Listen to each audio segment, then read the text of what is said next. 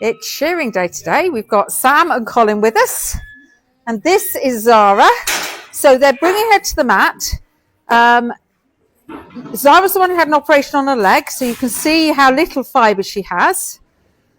And they lay them down. They put the ropes on the legs. How the ropes go on is really important. It has to be above that first joint. And then they stretch the legs to keep the skin straight.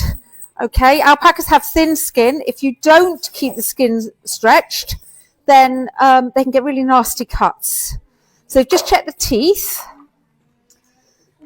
And Colin will be shearing, and Sam will do all the other bits. We've got a board here because we want to keep Zara's fleece and skirt off the edge bits, the trimmings. So H for head and T for tail. Okay.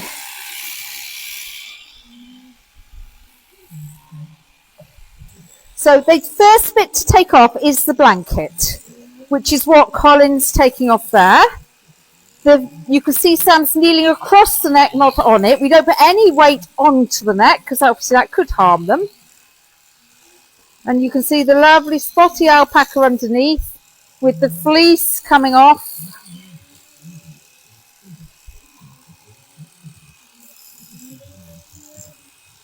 And the blanket is the best bit of the fleece. That's the bit that's going to make beautiful garments and so on. We like spotty alpacas here. If you spin that fleece by hand, you get lovely speckledy fleece.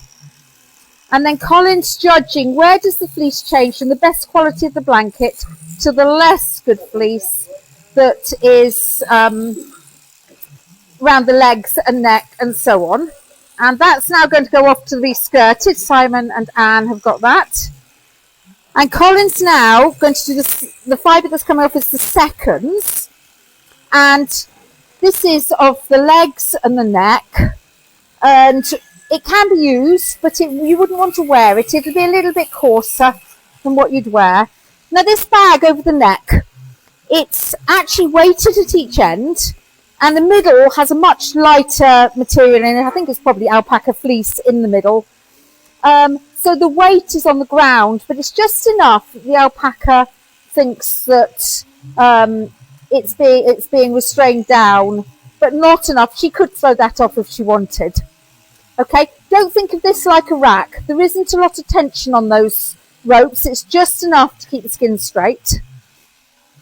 If we didn't shear them, they would very easily get heat stroke. So they must be shorn every year for Wakaya alpacas, which is what Zara is. Some Sauries get shorn every 2 years, but we shear generally annually here. And we don't cuddle them whilst we are shearing them, because generally they don't like being cuddled, so we don't want to add stress. Now she's been turned over, always over the belly, never over the back, because that's safer for the animal. And then the bag is back on over the neck, just enough so that she doesn't try and move around. And Colin's very carefully taking the fibre off her legs. He's not going to find much fibre on one of her front legs because that's where she had the operation. If you remember, she had a piece of infected bone in her toe and that had to be removed. So the seconds all going in a bag, and Colin's just tidying her up down these legs. We don't want too much fibre left into the legs to cause any problems getting caught up in vegetation and things like that. There are some people who will shear alpaca standing, not very many, because they really won't stand still enough and it takes a lot longer. We've now been going 4 minutes from when Colin first walked into the pen to catch her. So this is pretty quick. It's actually about 5 minutes usually on the mat. And whilst they're down, it's a good time to check toenails. So you can see they've got 2 pads on their toes and the nails on the front of it. Toenails don't always need trimming, and sometimes they need trimming when it's not shearing day, but it's a good chance to give a real good check and trim them properly if they need it. And you can see Colin there, he's just moving the head around so you can get a nice clean shave up the neck. We've had one alpaca that had a little bit of fluff left under her chin, and every time I saw her I thought maybe she's got a swollen chin and I had to keep checking. So important, nice clean shearing. We cut quite a lot of fibre off around the head and neck. Again, being restrained like this means that Colin is able to do the head really safely. The last thing you want is to lose an eye or something like that because the shears have gone into it. She's going to look so smart when she comes out of here. I'm just tidying her up. Right, now they're going to loosen off the ropes so that they can shear and trim up the fibre between the front legs.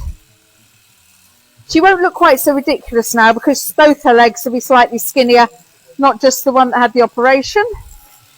When you get a good team of people like Colin and Sam here, they work so well together. They just know exactly what's the next thing to do, and it makes such a difference. All of that just makes it easier for the alpaca to not get stressed if the people are calm when they're handling her. So there she is. They're taking the ropes off.